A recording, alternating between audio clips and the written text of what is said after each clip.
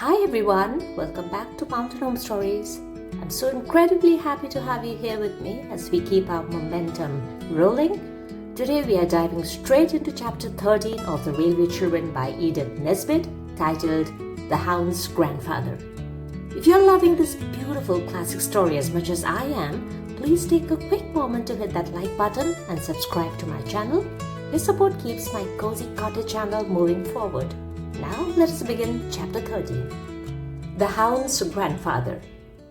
Mother did not get back to her writing all that day, for the red jerseyed hound whom the children had brought to Three Chimneys had to be put to bed. And then the doctor came and hurt him most horribly. Mother was with him all through it, and that made it a little better than it would have been. But bad was the best, as Mrs. Viney said. The children sat in the parlor downstairs and heard the sound of the doctor's boots going backwards and forwards over the bedroom floor, and once or twice there was a groan. "It's horrible," said Bobby. "Oh, I wish Dr. Forrest would make haste. Oh, poor Jim." "It is horrible," said Peter, "but it's very exciting. I wish doctors weren't so stuck up about who they'll have in the room when they're doing things. I should most awfully like to see a leg set. I believe the bones crunch like anything." "Don't!" said the two girls at once. "Rubbish," said Peter. "How are you going to be Red Cross nurses like you were talking of coming home, if you can't even stand hearing me say about bones crunching? You'd have to hear them crunch on the field of battle and be steeped in gore up to the elbows as likely as not, and—" "Stop it!" cried Bobby with a white face. "You don't know how funny you're making me feel." "Me too," said Phyllis, whose face was pink. "Cowards," said Peter. "I'm not," said Bobby. "I helped Mother with your rake-wounded foot, and so did Phil. You know we did." "Well, then," said Peter, "now look here. It would be a jolly good thing for you if I were to talk to you every day for half an hour about broken bones and people's insides, so as to get you used to it." A chair was moved above. "Listen," said Peter. "That's the bone crunching." "I do wish you wouldn't," said Phyllis. "Bobby doesn't like it." "I'll tell you what they do," said Peter. I can't think what made him so horrid, because it was because he had been so very nice and kind all the earlier part of the day, and now he had to have a change. This is called reaction. One notices it now and then in oneself. Sometimes when one has been extra good for a longer time than usual, one is suddenly attacked by a violent fit of not being good at all. "I'll tell you what they do," said Peter. "They strap the broken man down so that he can't resist or interfere with their doctorish designs. And then someone holds his head and someone holds his leg, the broken one, and pulls it till the bones fit in, with a crunch, mind you. Then they strap it up and— Let's play at bone setting." "Oh, no," said Phyllis. But Bobby said suddenly, "All right, let's. I'll be the doctor and Phil can be the nurse. You can be the broken boner. We can get at your legs more easily because you don't wear petticoats." "I'll get the splints and bandages," said Peter. "You get the couch of suffering ready." The ropes that had tied up the boxes that had come from home were all in a wooden packing case in the cellar. When Peter brought in a trailing tangle of them and 2 boards for splints, Phyllis was excitedly giggling. "Now then," he said, and lay down on the settle, groaning most grievously. "Not so loud," said Bobby, beginning to wind the rope round him and the settle. "You pull, Phil." "Not so tight," moaned Peter. "You'll break my other leg." Bobby worked on in silence, winding more and more rope round him. "That's enough," said Peter. "I can't move at all. Oh, my poor leg." He groaned again. "Sure you can't move?" asked Bobby in a rather strange tone. "Quite sure," replied Peter. "Shall we play it's bleeding freely or not?" he asked cheerfully. "You can play what you like," said Bobby sternly, folding her arms and looking down at him where he lay all wound round and round with cord. "Phil and I are going away, and we shan't untie you till you promise never, never to talk to us about blood and wounds unless we say you may. Come, Phil." "You beast," said Peter, writhing. "I'll never promise, never. I'll yell and Mother will come." "Do," said Bobby, "and tell her why we tied you up. Come on, Phil." "No, I'm not a beast, Peter, but you wouldn't stop when we asked you and—" "Yeah," said Peter, "it wasn't even your own idea. You got it out of Stocky." Bobby and Phil, retiring in silent dignity, were met at the door by the doctor. He came in rubbing his hands and looking pleased with himself. "Well," he said, "that job's done. It's a nice clean fracture, and it'll go on all right, I've no doubt. Plucky young chap, too. Hello, what's all this?" His eye had fallen on Peter, who lay mousy still in his bonds on the settle. "Playing at prisoners, eh?" he said, but his eyebrows had gone up a little. Somehow he had not thought that Bobby would be playing while in the room above someone was having a broken bone set. "Oh no," said Bobby, "not at prisoners. We were playing at setting bones. Peter's the broken boner and I was the doctor." The doctor frowned. "Then I must say," he said, and he said it rather sternly, "that it's a very heartless game. Haven't you enough imagination even to faintly picture what's been going on upstairs? That poor chap, with the drops of sweat on his forehead and biting his lips so as not to cry out, and every touch on his leg agony and—" "You ought to be tied up," said Phyllis. "You're as bad as—" "Hush," said Bobby. "I'm sorry, but we weren't heartless, really." "I was, I suppose," said Peter crossly. "All right, Bobby. Don't you go on being noble and screening me, because I jolly well won't have it. It was only that I kept on talking about blood and wounds. I wanted to train them for Red Cross nurses, and I wouldn't stop when they asked me." "Well," said Dr. Forrest, sitting down. "Well, then I said, let's play at setting bones. It was all rot. I knew Bobby wouldn't. I only said it to tease her. And then when she said yes, of course I had to go through with it. And they tied me up. They got it out of Stocky, and I think it's a beastly shame." He managed to writhe over and hide his face against the wooden back of the settle. "I didn't think that anyone would know about us," said Bobby, indignantly answering Peter's unspoken reproach. "I never thought of your coming in, and hearing about blood and wounds does really make me feel most awfully funny. It was only a joke our tying him up.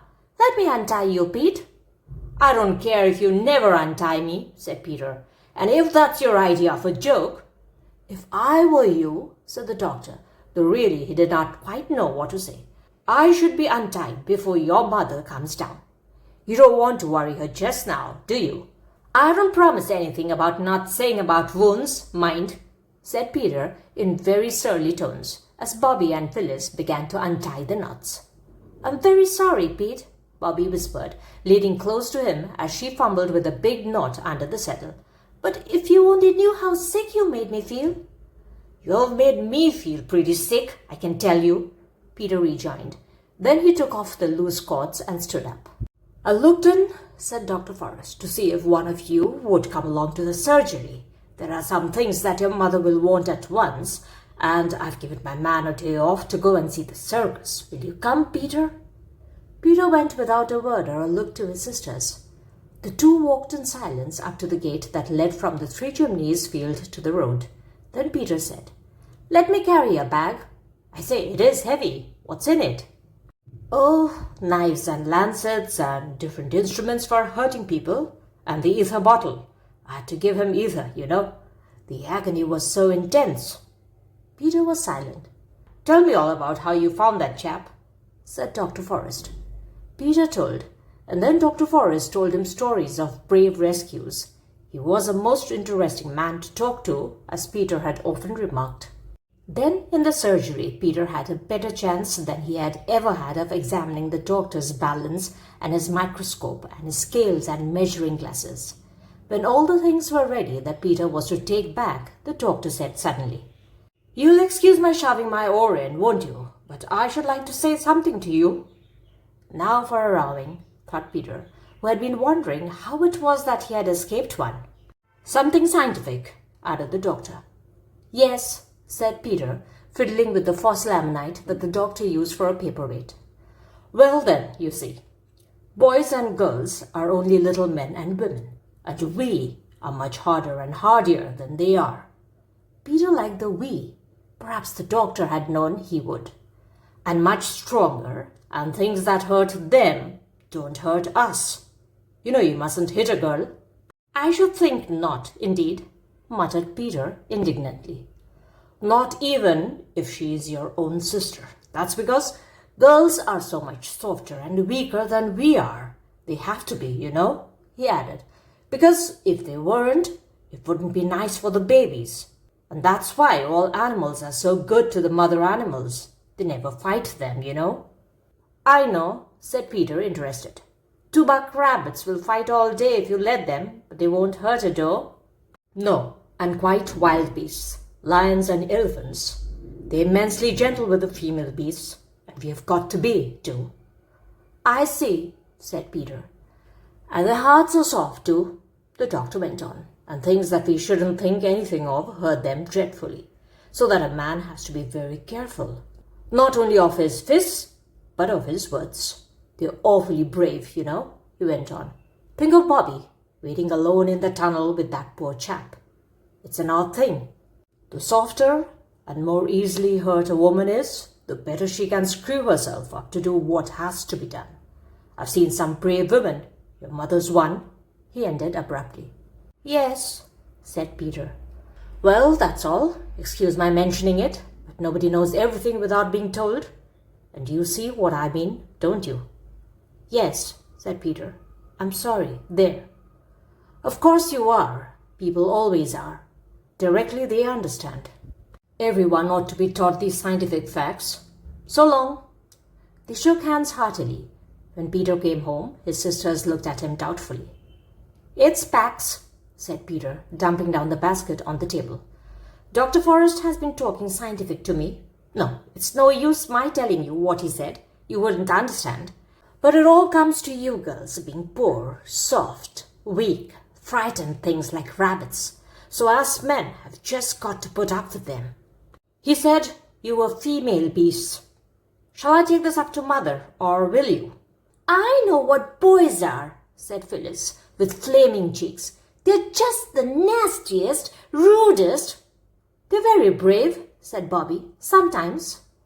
Ah, you mean the chap upstairs. I see. Go ahead, Phil. I shall put up with you, whatever you say, because you're a poor, weak, frightened, soft. Not if I pull your hair, you won't, said Phyllis, springing at him. He said Pax, said Bobby, pulling her away. Don't you see? She whispered as Peter picked up the basket and stalked out with it. He's sorry, really, only he won't say so. Let's say we are sorry. It's so goody-goody, said Phyllis doubtfully. He said we were female beasts and soft and frightened. Then let's show him we are not frightened of him, thinking us goody-goody, said Bobby. And we are not any more beasts than he is. And when Peter came back, still with his chin in the air, Bobby said, We're sorry we tied you up, Pete. I thought you would be, said Peter, very stiff and superior. This was hard to bear. But, well, so we are, said Bobby. Now let Honor be satisfied on both sides. I did call it Pax, said Peter in an injured tone. Then let it be Pax, said Bobby. Come on, Phil, let's get the tea. Pete, you might lay the cloth. I say, said Phyllis, when peace was really restored, which was not till they were washing up the cups after tea. Dr. Forrest didn't really say we were female beasts, did he? Yes, said Peter firmly, but I think he meant we men were wild beasts too. How funny of him, said Phyllis, breaking a cup. May I come in, Mother? Peter was at the door of Mother's writing room, where Mother sat at her table with 2 candles in front of her. Their flames looked orange and violet against the clear grey blue of the sky, where already a few stars were twinkling. Yes, dear, said Mother absently. Anything wrong? She wrote a few more words and then laid down her pen and began to fold up what she had written. I was just writing to Jim's grandfather. He lives near here, you know. Yes, you said so at tea. That's what I want to say. Must you write to him, Mother? Couldn't we keep Jim and not say anything to his people till he's well? It would be such a surprise for them. Yes, well, said Mother, laughing. I think it would. You see, Peter went on, of course the girls are all right and all that. I'm not saying anything against them, but I should like it if I had another chap to talk to sometimes. Yes, said Mother. I know it's dull for you, dear, but I can't help it. Next year perhaps I can send you to school. You'd like that, wouldn't you? I do miss the other chaps, rather, Peter confessed. But if Jim could stay after his leg was well, we could have awful larks. I've no doubt of it, said Mother.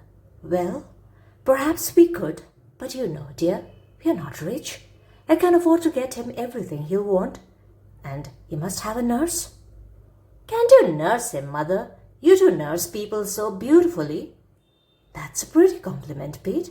But I can't do nursing and my writing as well. That's the worst of it. Then you must send the letter to his grandfather? Of course, and to his schoolmaster too. We telegraphed to them both, and I must write as well. They'll be most dreadfully anxious. I say, Mother, why can't his grandfather pay for a nurse? Peter suggested. That would be ripping. I expect the old boy's rolling in money. Grandfathers in books always are. Well, this one isn't in a book, said Mother, so we mustn't expect him to roll much. I say, said Peter musingly, wouldn't it be jolly if we all were in a book and you were writing it? Then you could make all sorts of jolly things happen and make Jim's legs get well at once and be all right tomorrow and Father come home soon and... Do you miss your father very much? Mother asked rather coldly, Peter thought. Awfully, said Peter briefly. Mother was enveloping and addressing the second letter. You see, Peter went on slowly. You see, it's not only him being father, but now he's away there's no other man in the house but me. That's why I want Jim to stay so frightfully much. Wouldn't you like to be writing that book with us all in it, Mother, and make Daddy come home soon? Peter's mother put her arm round him suddenly and hugged him in silence for a minute. Then she said, Don't you think it's rather nice to think that we are in a book that God's writing? If I were writing the book, I might make mistakes. But God knows how to make the story end just right, in the way that's best for us. Do you really believe that, Mother? Peter asked quietly. Yes, she said. I do believe it, almost always. Except when I'm so sad that I can't believe anything. But even when I can't believe it, I know it's true, and I try to believe. You don't know how I try, Peter. Now take the letters to the post, and don't let's be sad anymore. Courage, courage, that's the finest of all the virtues. I dare say, Jim will be here for 2 or 3 weeks yet. For what was left of the evening, Peter was so angelic that Bobby feared he was going to be ill. She was quite relieved in the morning to find him plaiting Phil's hair onto the back of a chair in quite his old manner. It was soon after breakfast that a knock came at the door. The children were hard at work cleaning the brass candlesticks in honor of Jim's visit. That'll be the doctor, said Mother. I'll go. Shut the kitchen door. You're not fit to be seen. But it wasn't the doctor. They knew that by the voice and by the sound of the boots that went upstairs. They did not recognize the sound of the boots, but everyone was certain that they had heard the voice before. There was a longish interval. The boots and the voice did not come down again. Who can it possibly be? They kept on asking themselves and each other. Perhaps, said Peter at last, Dr. Forrest has been attacked by highwaymen and left for dead, and this is the man he's telegraphed for to take his place. Mrs. Viney said he had a local tenant to do his work when he went for a holiday. Didn't you, Mrs. Viney? I did so, my dear, said Mrs. Viney from the back kitchen. He's fallen down in a fit, more likely, said Phyllis. All human aid is spared of, and this is his man come to break the news to Mother? Nonsense, said Peter briskly. Mother wouldn't have taken the man up into Jim's bedroom. Why should she? Listen. The door's opening. Now they'll come down. I'll open the door a crack. He did. It's not listening, he replied indignantly to Bobby's scandalized remarks. Nobody in their senses would talk secrets on the stairs. And Mother can't have secrets to talk with Dr. Forrest's stableman. And you said it was him. Bobby, called Mother's voice. They opened the kitchen door and Mother leaned over the stair railing. Jim's grandfather has come, she said. Wash your hands and faces and then you can see him. He wants to see you. The bedroom door shut again. There now, said Peter. Fancy us not even thinking of that. Let's have some hot water, Mrs. Viney. I'm as black as your hat. The three were indeed dirty, for the stuff you clean brass candlesticks with is very far from cleaning to the cleaner. They were still busy with soap and flannel when they heard the boots and the voice come down the stairs and go into the dining room. And when they were clean, though still damp, because it takes such a long time to dry your hands properly, and they were very impatient to see the grandfather, they filed into the dining room.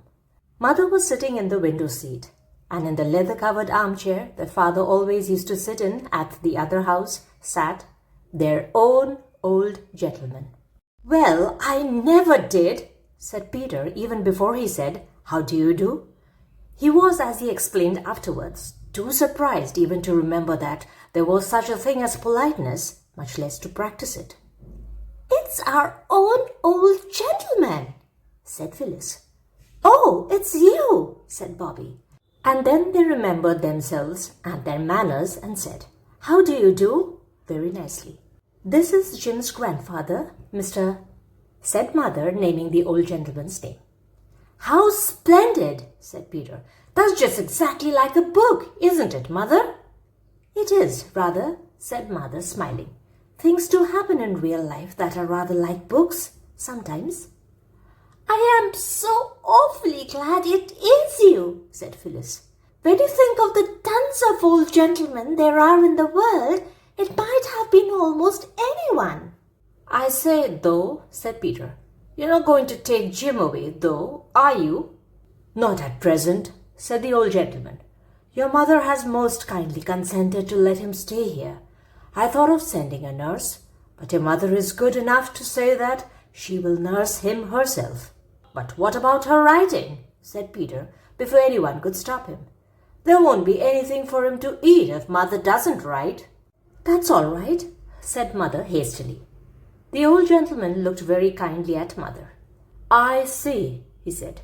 You trust your children and confide in them? Of course, said Mother. Then I may tell them of our little arrangement, he said. Your mother, my dears, has consented to give up writing for a little while and to become a matron of my hospital.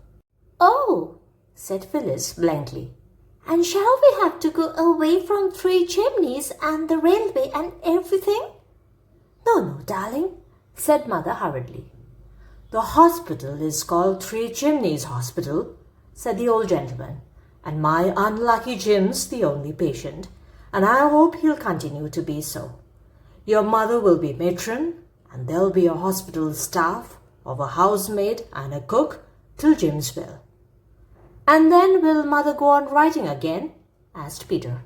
We shall see, said the old gentleman with a slight, swift glance at Bobby.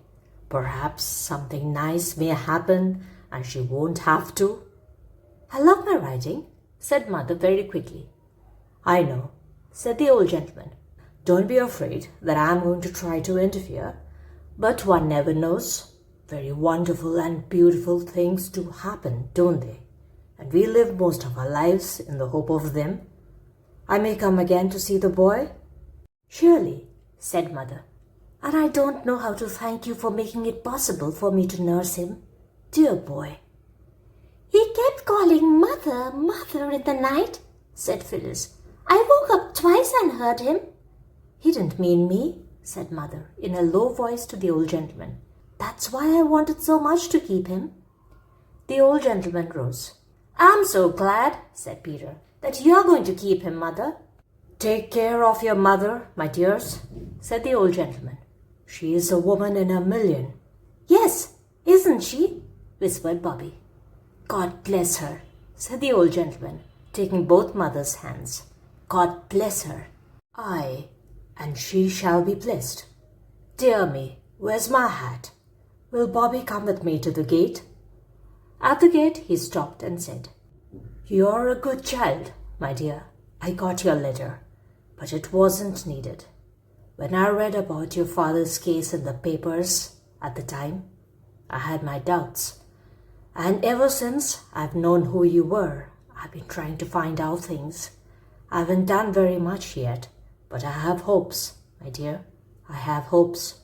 Oh, said Bobby, choking a little. Yes, I may say great hopes, but keep your secret a little longer. Wouldn't do to upset your mother with a false hope, would it? Oh, but it isn't false, said Bobby. I know you can do it. I knew you could when I wrote. It isn't a false hope, is it? No, he said. I don't think it's a false hope, or I wouldn't have told you. And I think you deserve to be told that there is a hope. And you don't think Father did it, do you? Oh, say you don't think he did. My dear, he said, I'm perfectly certain he didn't.